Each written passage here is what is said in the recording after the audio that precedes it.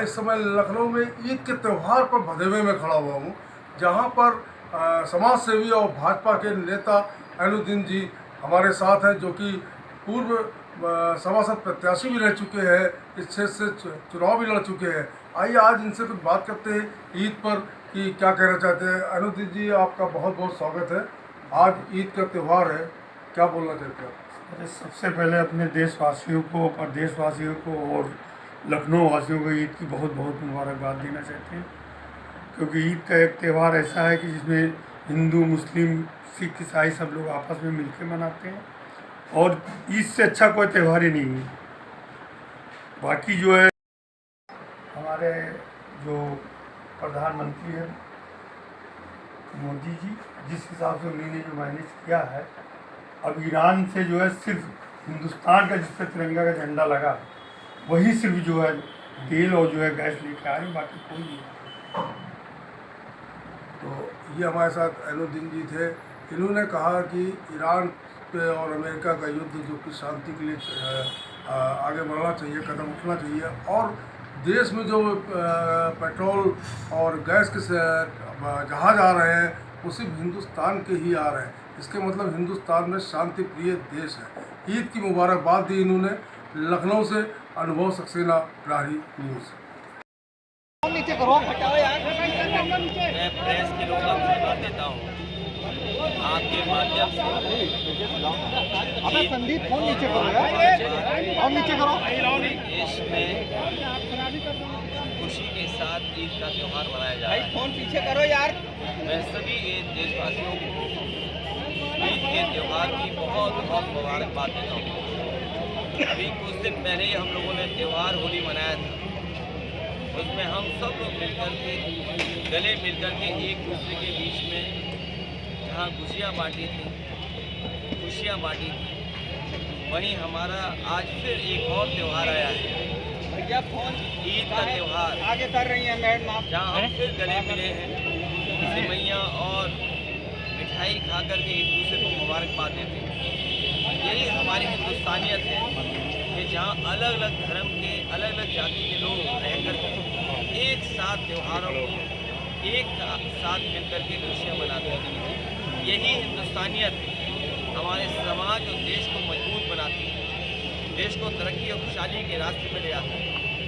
हमें उम्मीद है कि दुनिया में जिस तरह से वॉर चल रहा है वो तो ख़त्म हो गई होगी, और उसके साथ वॉर ख़त्म होते ही खुशहाली भी आएगी, ऐसा हमारा सबका मानना है ईद के त्यौहार। सर, मथुरा में माहौल तनावपूर्ण बना हुआ है, भाई दोनों सालों का जिक्र हमेशा होता है तो देश के लिए सही होता है। कोई देश हो, कोई मुल्क हो, और मुल्क के लिए जो शहीद होता है वो दिलों में याद किया जाता है। सर, मथुरा में माहौल तनावपूर्ण बना हुआ है। भारतीय जनता पार्टी कहाँ तनाव न पैदा कर दी, ये सोचना है। अगर मथुरा में, वृंदावन में, धार्मिक स्थान पर साधु के साथ अगर ये व्यवहार हुआ हो, और वहीं काशी में जहाँ प्रधानमंत्री कई बार चुने गए हैं, खुलेआम एक छात्र ने एक छात्र को मार दिया, खुलेआम गोलियां चल रही हैं। इससे पहले गोरखपुर में गोरख धंधा होते हुए देखा होगा आपको, वहाँ भी खुलेआम गोली मार दी। पूरे प्रदेश में जो चाहता है वो कर लेता है, कोई कानून व्यवस्था की कोई व्यवस्था नहीं बची। और किस तरीके से चीज़ों को नफरत में बदला जाए, ये अगर कोई सीखना चाहता है तो भारतीय जनता पार्टी से सीख सकता है।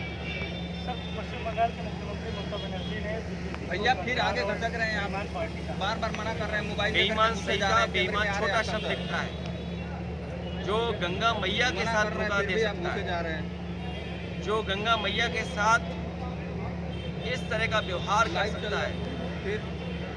और हम लोगों ने तो जानबूझ करके कहा कि गंगा मैया केंद्र में आ जाएं।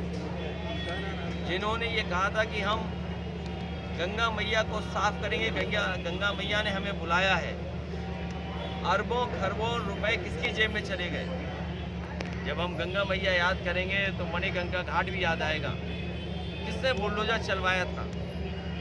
माँ गंगा को याद करते हुए वो भी याद आएगा कि हमारी देवी, और जिन्होंने उस वाराणसी मणिगंगा घाट को संरक्षण किया, बनवाया, वहाँ पे भगवान शिव की भी मूर्ति थी, उसे भी तोड़ दिया। तो भारतीय जनता पार्टी के लिए जो आदरणीय ममता जी ने कहा वो कम कहा है, और सच्चाई है कि वो अकेली भी लड़ेंगी तो भी जीत जाएंगी। वो अकेली लड़ कर के भी सबका मुकाबला कर रही हैं। ये जो अधिकारियों का ट्रांसफ़र हो रहा है बंगाल में, सुना है कि बड़े पैमाने पर अधिकारियों को हटाया गया है। डीजीपी, चीफ सेक्रेटरी या अन्य सेक्रेटरी या अन्य अधिकारी, पुलिस के और प्रशासनिक अधिकारी। लेकिन उत्तर प्रदेश में जब जब बीजेपी के समय पर चुनाव हुआ है, बीजेपी ने एक भी अधिकारी नहीं हटाया, और अधिकारियों ने चुनाव आयोग से मिलकर के बीजेपी के लोगों ने ऐसे अधिकारी सेट किए थे कि एक रिश्तेदारी आसपास बना रहे, रिश्तेदार के माध्यम से ही हम चुनाव जीत लें। तो एक तरफ जहां बंगाल में तमाम अधिकारियों को हटाया गया, वहीं उत्तर प्रदेश में हम लोगों ने देखा था कहीं किसी अधिकारी को नहीं हटाया गया। और रिश्तेदार कैसे रिश्तेदार को जिताएं, उस हिसाब से अधिकारी पोस्ट किए गए थे।